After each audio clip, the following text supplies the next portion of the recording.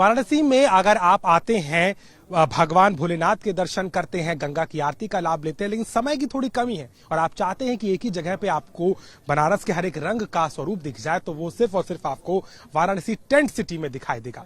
जी हां, इस tent city की शुरुआत हो रही है। प्रधानमंत्री मोदी ने इसका उद्घाटन किया है और 15 जनवरी से सैलानियों का आने का सिलसिला यहां पर शुरू हो जाएगा। हम आपको आज विस्तार से बताएंगे कि आखिर इस टेंट सिटी में क्या कुछ है और किस तरीके से आप यहां आ सकते हैं और किस बातों का आपको ध्यान रखना है। दरअसल 80 घाट के सामने बने इस टेंट सिटी की क्षमता जो है वो 125 टेंट लग्जरी कमरों की है। यानी कि इस टेंट सिटी में आपको वाराणसी के रंग के साथ, काशी के रंग के साथ में रहने का मौका मिलेगा। इस टेंट सिटी में हर तरह की सुविधाओं का ध्यान रखा गया है। यहां पर जो पर्यटक आएंगे वो पहले नमो घाट आएंगे, नमो घाट से उन्हें एक फेरी के द्वारा, एक नाव यात्रा के द्वारा उस टेंट सिटी के शुरुआती स्थल पर ले जाया जाएगा, जहां पर आपका स्वागत होगा। इसके बाद आप टेंट सिटी में आएंगे। इस टेंट सिटी में अलग अलग सेगमेंट्स को बनाया गया है। रिसेप्शन एरिया है, यहाँ पर क्लब है, मनोरंजन के तमाम साधन है, सैंड आर्ट वर्क होगा और इसके साथ ही साथ आपको योगा और अलग अलग जो आध्यात्म के रंग हैं वो भी इस टेंट सिटी में दिखाई देंगे। इस टेंट सिटी में अगर हम बात करें तो 3 कैटेगरीज के कमरे बनाए गए हैं और इस पूरे जो क्षेत्र है, जो लगभग 3 से 4 एकड़ में फैला हुआ है, उसको 4 अलग क्लस्टर्स में बांटा गया है।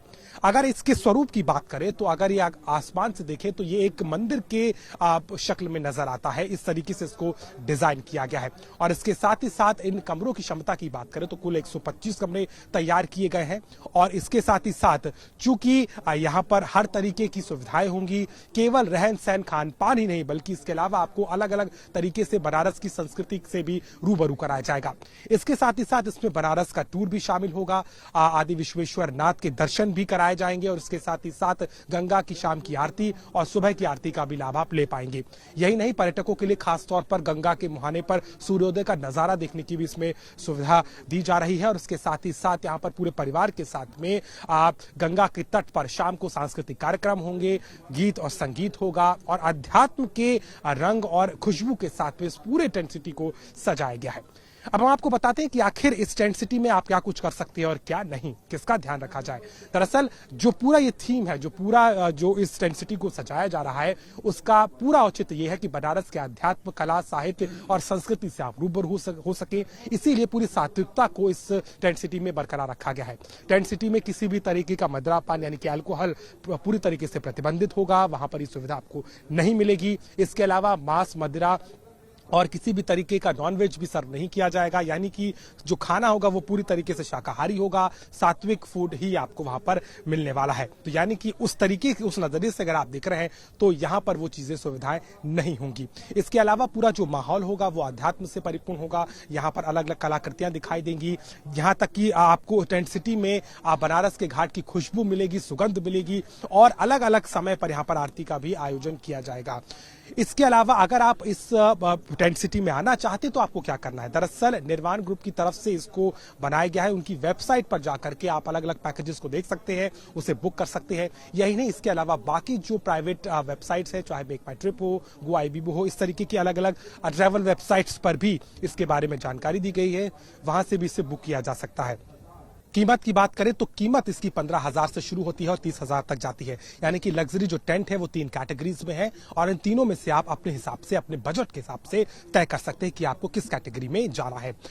ये जो कीमत है पर कपल के हिसाब से है, यानी कि अगर आप परिवार में 4 लोग हैं तो अगर 15,000 का पैकेज बुक करते हैं तो एक दिन का किराया या एक पैकेज का किराया 30,000 रुपए होगा। एक दिन, एक रात, 2 दिन और 2 रातें 3 दिन, इस हिसाब से 2 पैकेजेस ऑफर किए जाते हैं और अलग अलग चीजों का भी इसमें पूरा आपको वर्णन मिल जाएगा।